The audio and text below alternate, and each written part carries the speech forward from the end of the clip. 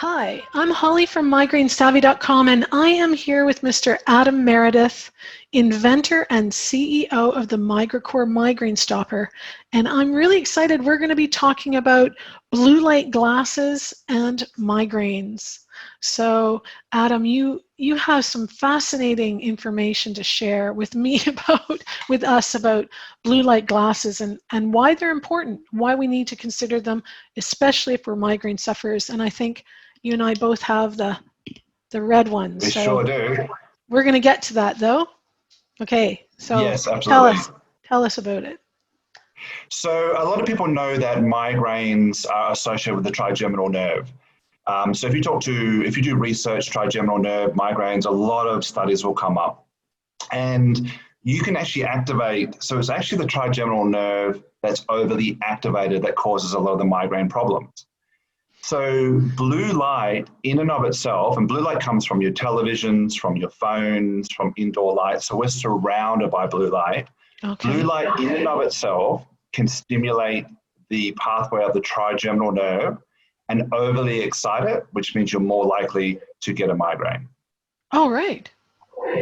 So if you're a blind person, you can still get migraines from light because the part of the eye that sees is not the same part of the eye that registers blue light. Wow. So there's a protein, in your retina called Melanopsin, and when blue light hits it, it does things to control your circadian rhythm, so your sleep-wake cycle, and it does things to activate the trigeminal nerve pathways. And you don't want those activated all the time because trigeminal nerve activation is a big part of the migraine complex. So I started to get my patients to wear blue light blocking who are migraine sufferers for two reasons. One, if your sleep-wake cycle is out and you have poor sleep, you're more likely to get more migraines and you're more likely to get more severe migraines. So there's studies on that. Mm-hmm. And I would get them to wear it for another reason because I want to directly calm down this trigeminal pathway, and blue light excites it. And that's how the Migraine Stopper works. The Migraine Stopper works by calming down the trigeminal pathway. So blue light's a double threat, upsets your sleep cycles, poor sleep, more migraines, and it directly activates one of the nerves involved in migraine. Wow, I did not know that. So the other thing I saw on your website, you have, we talked about in the last video, the last interview we did about your 60-day challenge. And yes, there's a page on there. You said, now you mentioned that there was different colors of blue light. So in my mind, I think blue sunglasses, right? Or blue glasses, but they're not, in fact. The ones you have are red. Luckily, the ones I have are red. But you mentioned there's also clear and I see amber ones, but you're saying so they don't all work, you're saying. So that's absolutely true, Holly. We've tested lots of them and they don't work. So sometimes I have patients going, I'm doing the blue light therapy, like you said, I'm blocking blue light at night and nothing's changing. And unless the glasses are very dark orange or red, they probably won't work. So just to make sure my migraine patients could make sure they were blocking blue light, if you scroll down to the 60-day challenge at the bottom, there's a couple of circles. And if you want to do that, you can. I want to do that right now. I want to do that right now. Right at the bottom. So I'm just gonna give the website. The website link will be below the video, but it is themigraineStopper.com/pages/ that's hard to say, /60-day migraine stopper challenge. So I'm gonna try this because I saw the wheel a while ago and I thought, oh my God, I have to check because I've never tested them. I don't know what works. So. Okay, so there's a really fancy wheel at the bottom of the page. Scrolling. Okay, so what am I looking for when I get to the... So when you get to the very, very bottom, there's actually 2 sets or 3 circles. Yeah. Oh. So take your glasses off, and can you see... Yeah, I can see 3. Sorry. So and all I can see is the R. I can see a very light one that's G, which is green. Yep. Okay, blue, red. Yeah, all I can see is the R, and then the G is just very faint. Correct. So if you look at the two blue circles with a B on them, are they 100% gone? They're 100% gone. Then you're 100% blocking blue light, which is what you need to do. Yay! As soon as the sun goes down, you're a migraine sufferer. So you pass the test. And if you take them off now, the blue circles just jump straight back, right? Yeah, yeah. I didn't even see all three circles when I scrolled down initially. It says right there. The instructions are all right there. That is fascinating. That is a great way to check. So you definitely want to do that. So you said as soon, like sunset, to put them on. Yeah, so we evolved outdoors for millions of years, right? Mm-hmm. And the only way to know when your body should prepare to get sleepy and when your body should prepare to wake is based on light cycles. And the light goes through the eye, which is the intelligent place to have light go through, hits a protein at the back of the retina called Melanopsin, and that tells the brain basically what time it is and what your body should be doing. Should it be preparing to get up? Should it be preparing to go to sleep? Now, it just so happens that all indoor lights, all lights from smartphones, all lights from televisions, all man-made lights have a very strong blue light emitting from them. So people think that you have to actually see a blue light. No. Just any screen, there's blue light. Because blue light in a screen of color makes things very white and crisp. So it's very good visually. But that's going straight into your eye saying it's about midday all day. So if you're at 11 o'clock at night and you're watching TV and you've got the lights on and you're scrolling through your phone, you're getting a signal to your brain it's around at midday. Really? So even like, so my little smartphone, when I check my emails in the morning, that's instantly making me think. And it's instantly, yes. That's the only way your body evolved to know what time it was. And that's why it's kind of reddish in the mornings, blue at night, and then reddish in the evenings. Those color changes, those light wave changes, tell your body what's going on. And they recently found this protein called melanopsin in the back of your eye. They found it in your skin as well. So it looks like the skin and the eye respond to the change in light, which makes a lot of sense for a naked monkey, doesn't it? Yeah. So it's just biology. I'm laughing because I was thinking they're pretty hairy, so they're not really naked, are they? but us as humans, we're very hairless as an ape, aren't we? True. And we've been in this form they think for maybe 70 to 100,000 years. We've looked just like we look now. And we were butt naked, no shoes, no hat, no glasses. And we probably slept better on rocks. I can assure you that we... modern day people, I mean, people say to me, some of my patients when I was in practice, like, oh no, I sleep fine. I'm like, do you get up to go to the toilet? They go, yeah, about 2. That means you're not sleeping fine. You're supposed to pop your head down, wake up, feel like a couple seconds and feel refreshed and vibrant. Most people don't feel like that in modern day society. No. So do you have any tips then for us? So this blue light, it's really important for us, especially, I mean, as humans, but as migraine sufferers, it's really important. So the highlights were to not look at your screen first thing in the morning when you get up. Absolutely. The first thing, so the one end of the night is to block blue light. As soon as the sun goes down, you put on your glasses. And as far as my brain's concerned right now, it's essentially dark because there's no blue light stimulating my body, my trigeminal system, my brain. But the other end is the first thing when you get up is to go outside and get natural sunlight on your face so that natural sunlight goes into your eyes. And this is as early as possible, as close to sunrise as possible.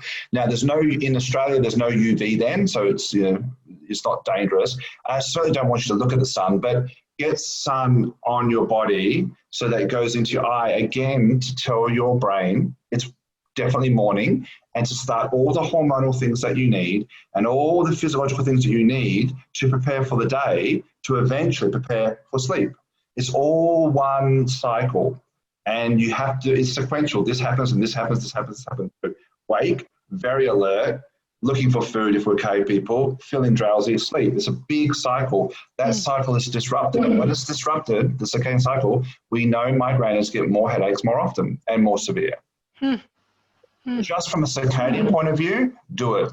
But as I mentioned, it's a double threat. It also happens to activate the trigeminal system, and that is gone crazy in migraine sufferers. Yeah. So of course, my first thing is, oh my God, I get 20 migraines a month every month. Have done for 30 years. They've only just kind of toning down with menopause. But my first question was, well, how early can I check my email then? So Isn't that horrible? Check your email, but so like lunchtime?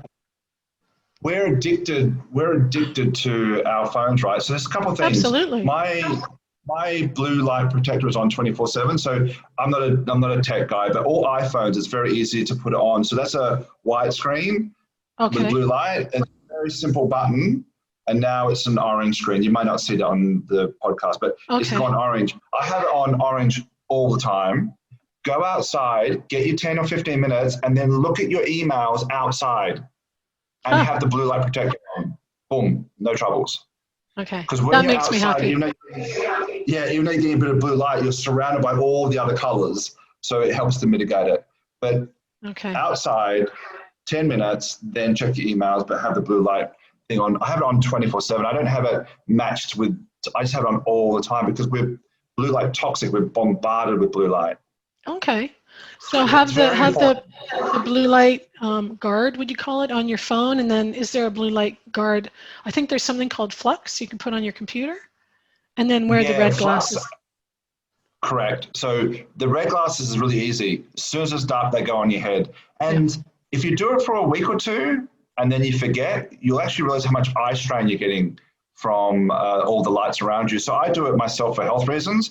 I will never forget because the moment I forget, my eyes feel weird. And I put them on and then I calm down. Do you know some people, Holly, put it on, patients, and as soon as they put it on, they go, oh, I feel sleepy. It's like, yeah, because you're chronically tired, but you're chronically stimulated. And literally within seconds, I've had that in my office many times because I give them mine.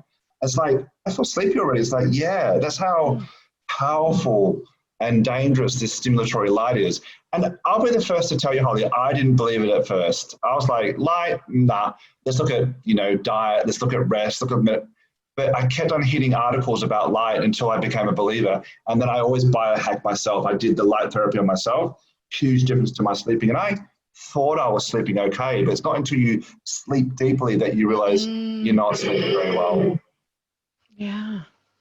I have to confess, I only thought I had to wear these for like a couple of hours before I went to bed. So I normally put them on around 7. So I'm way too late. That's better than not having them, but I'm trying to mimic the natural cycle. And the natural cycle is when it's dark, your body is supposed to know it's dark. Yeah. It can't with blue light. So I put on the glasses so my brain thinks, it's dark. Yeah. Honestly, just do it for a little while. It's amazing. Yeah, I'm looking forward to it. I'm very light sensitive, as you can tell. I've got the migraine. This is my migraine tint, but just wear the red ones over top. I think that'll be a way to go.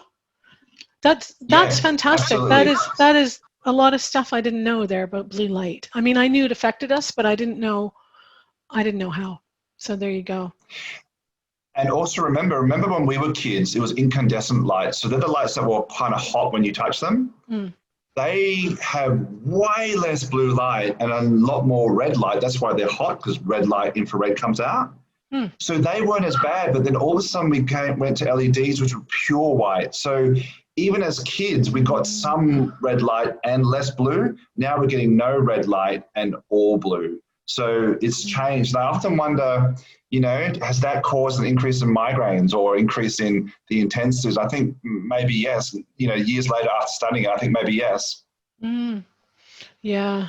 I think light. Well, I'm hugely light sensitive, so I think that makes a lot of sense.